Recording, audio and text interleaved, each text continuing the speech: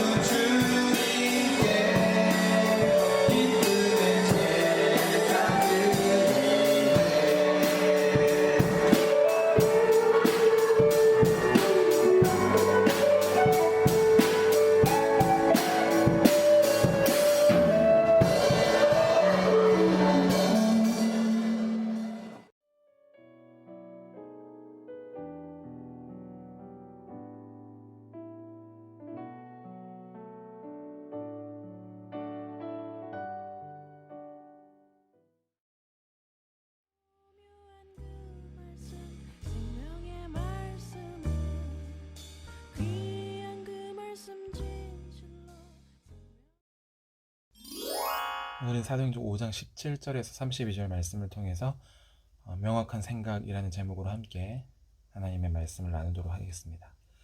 오늘 말씀 본문에 보니까 이 사도들이 두 번째 체포되는 것을 볼 수 있습니다.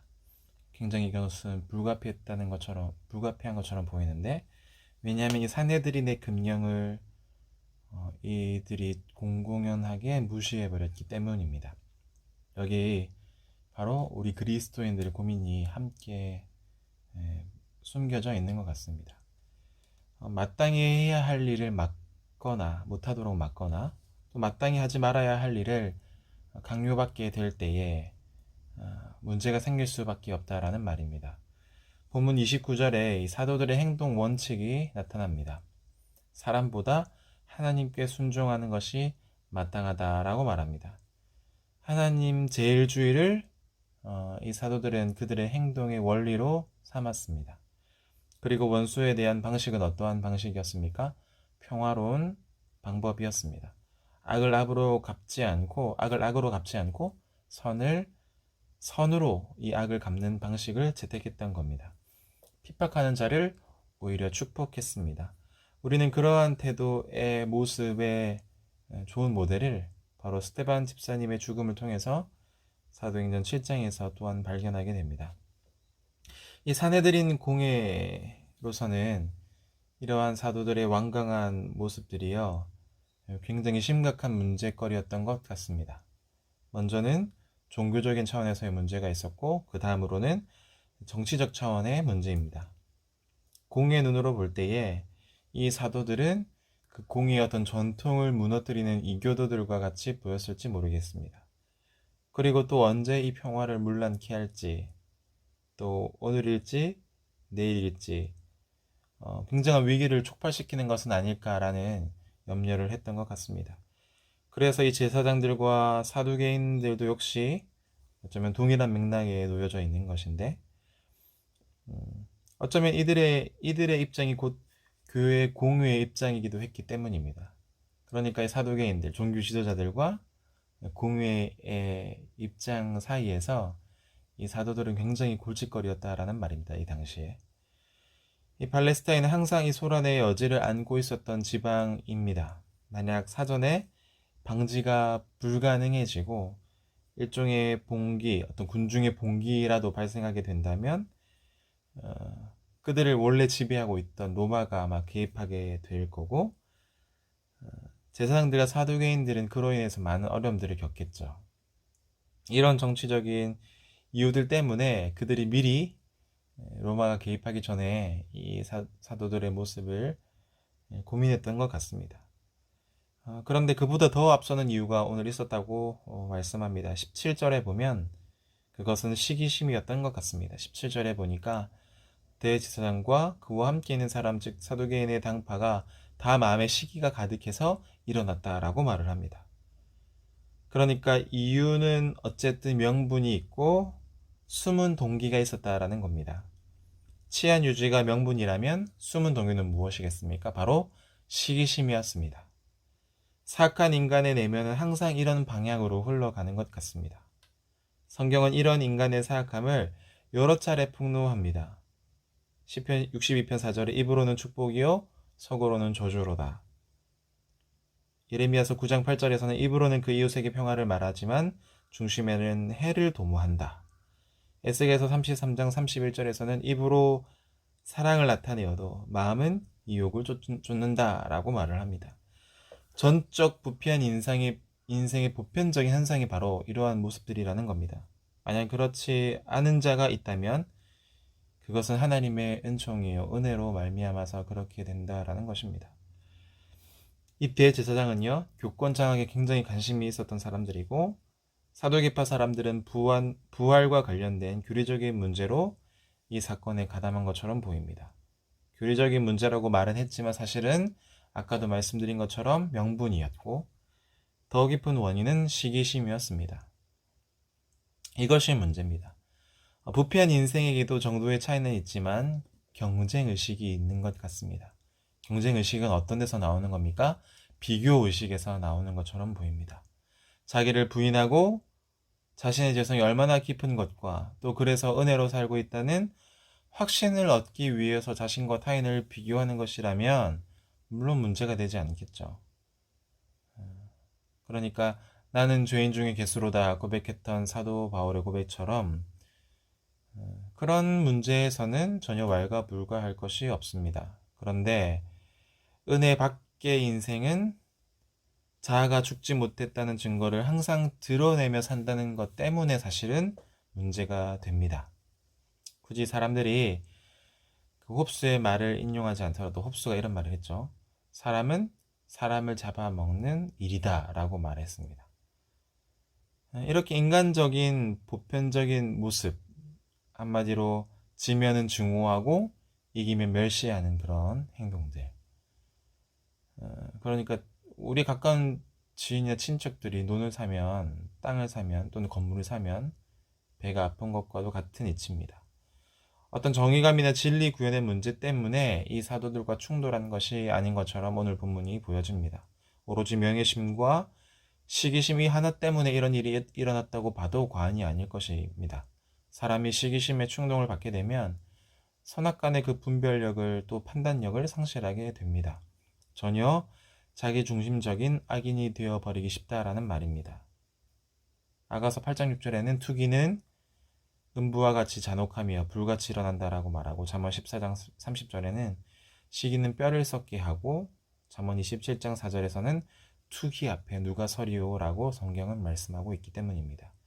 시기심을 극복하는 길은 오직 눈을 들어서 하나님과의 이 수직적인 관계의 삶을 다시금 바라보고 또 존재의 의미를 추구해가는 길밖에는 없습니다. 옆으로는 타인과의 비교의식들을 버리고 오직 하늘로부터 하나님의 섭리를 바라보면서 자신의 길을 뚜벅뚜벅 가는 길밖에는 없습니다.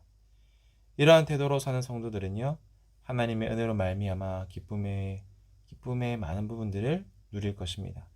밭에 보화를 발견한 농부가요, 그 누가 뭐래도 그 보화를 밭에 숨겨두고 그것을 얻기 위해 분투하는 것과도 같습니다. 그 분투가 우리는 고통이 아니라 기쁨으로 여겨지는, 그래서 비로소 스스로 물리칠 수 없는 이 시기심으로부터 자유롭게 되는 길이 열려지게 되는 것이죠. 절대 가치를 위한 절대 헌신하는 자에게 이 시기심은 틈탈 곳이 없다라는 말입니다. 오늘 이 사도들은 투옥되었지만 석방되었습니다. 그런데 이 석방은요, 굉장히 이적적인 기적적인 사건이었습니다. 주의 사자가 또 곧 천사가 밤에 옥문을 열고요, 그들을 이끌어냈다고 말합니다. 또 석방된 이후에 이루어진 이 모든 일들을 통해서 사도들의 용기 있는 삶의 면모를 우리가 또한 살펴볼 수가 있습니다. 그들은 용기 있는 사람들이었습니다. 감옥에서 나온 후에 아무 곳으로도 가지 말고 곧장 돌아가서 성전에서 가르치라라는 명령을 안전의 제일로 생각하는 자들에게는 어쩌면 이런 행동들이 무모한 일일 수 있었습니다. 용기가 있었다면 하나님을 그 배경으로 삼았기 때문에 그런 행동을 할 수 있었다라는 말입니다. 그들은 순종했습니다. 새벽도 모자라서 이른 새벽에 성전에 들어갔다라고 말씀합니다. 그들의 용기는 날로 커져갔던 것 같습니다.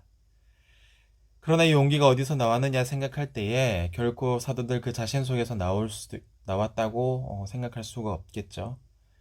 부인하려고 해도 부인할 수 없는 하나님의 능력과 그 하나님의 신실하심으로 말미암아 믿음으로부터 나왔다라고 우리가 해석할 수밖에 없습니다. 용기가 있었다면 하나님을 배경으로 삼아서 나왔다는 얘기고, 이 용기는 실로 복음을 믿는 누구에게나 발견되어야 하는 것입니다. 그러니 우리 사랑하는 청년들도 부디 이러한 믿음을 소유하기를 바랍니다. 이 용기가 우리의 것이 되어질 수 있기를 소망합니다. 이 사도들은 또한 원칙주의자들이었습니다. 그 원칙이 무엇입니까? 어떤 대가를 치르든지 또는 어떤 환경과 상황에 놓이든지 그러한 것들과는 상관없이 하나님에 대한 순종이 그 무엇보다도 앞서 있어야 한다라는 말입니다. 한마디로 주인에 대한 종의 태도와도 같습니다. 이 길로 가는 것이 안전한 행동입니까? 라고 묻지를 않고, 이것이 하나님께서 내게 원하시는 일이라면 내가 기꺼이 감당하겠습니다 라고 말하는 것입니다. 안전한 것을, 안전책을 버리고 원칙을 고수하는 거죠. 우리가 신앙생활을 하다 보면 양보하고 또 관용해야 할 일들이 종종 발생하기 마련입니다. 그런 문제들에 관한 관용하고 또 양보할수록 좋은 일이겠죠. 그러나 절대로 뒤로 물러서서 안 될 일이 있습니다. 그것은 바로 오늘 읽었던 본문과 같은 원칙입니다. 사람보다 하나님께 순종하는 것이 마땅하다라고 29절에 말하고 있습니다. 절대자로 섬기려 할 때에 순교도 나타나는 것입니다.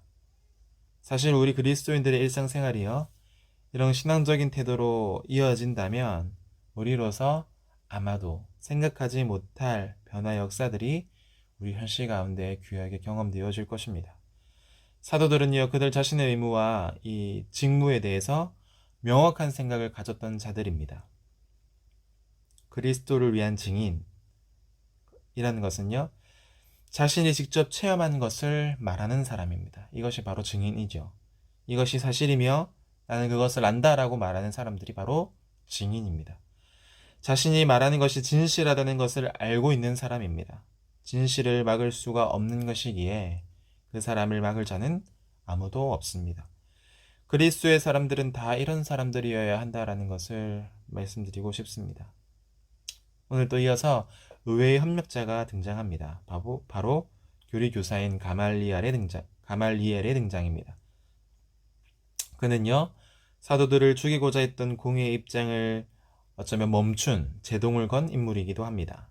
시기로 말미암아 발생할 뻔했던 이 오류 역사를 미연에 방지했던 사람, 이 사람이 바로 가말리엘입니다. 조심하라고 이전에 드다와 유다의 경우를 보면서 말하고 이 사람들을 상관하지 말고 두라고 말합니다. 왜냐하면 그들의 사상과 어떤 소행이 사람들에게 났으면 가만두어도 무너질 것이고, 만일 이것이 하나님으로부터 났으면 저희를 결코 무너뜨릴 수가 없겠고, 도리어 우리가 하나님의 대적자가 되는 것은 아니냐라고 반문합니다.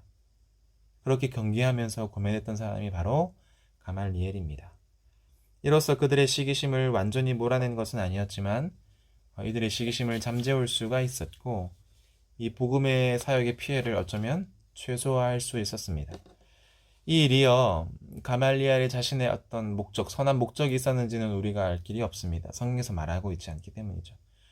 무슨 목적이든 또 무슨 이유에서든 이 가말리엘이 이런 입장과 태도를 취했는지는 우리가 알 수는 없지만, 중요한 것은 하나님께서 우리가 알지 못하는 이 모든 일들을 하나님 자신의 뜻과 목적을 이루어 가시는 계기로 삼는다라는 것입니다. 이것은 굉장히 중요합니다. 그러니 우리가 무슨 일을 하든지 또 무슨 일을 당하든지 너무 염려하지 않으셨으면 좋겠습니다. 역사는 인간의 계산대로 풀려가는 것이 아니기 때문입니다. 역사는 하나님의 역사하심과 섭리와 뜻대로 이루어져 가는 것입니다. 우리 사랑하는 청년들은 진리를 위해서 또 진리로 나아가게끔 결단하셨습니까?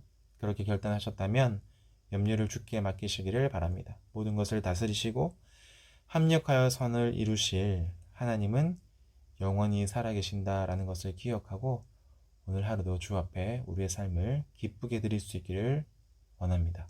기도하도록 하겠습니다. 하나님 아버지, 우리에게 명확한 생각, 사도들과 같은 명확한 생각을 주시옵소서. 어떠한 환경과 상황 속에서도 오직 하나님 앞에 순종하겠다라는 가장 우선순위를 두어 살아갔던 사도들처럼 하나님, 우리도 어떠한 환경과 상황에서도 하나님 앞에 순종하겠다 고백하며 살아갈 수 있는 귀한 믿음의 청년들이 되게 하여 주시옵소서. 오늘 말씀 주심에 감사드리며 살아계신 예수님의 이름으로 기도드립니다. 아멘.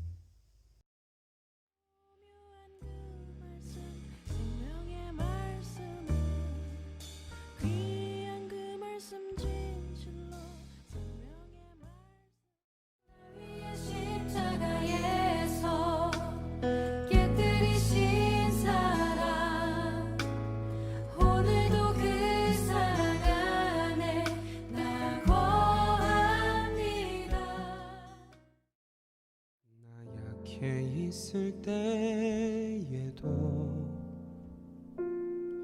주님이 함께 계시고 나 소망 이룰 때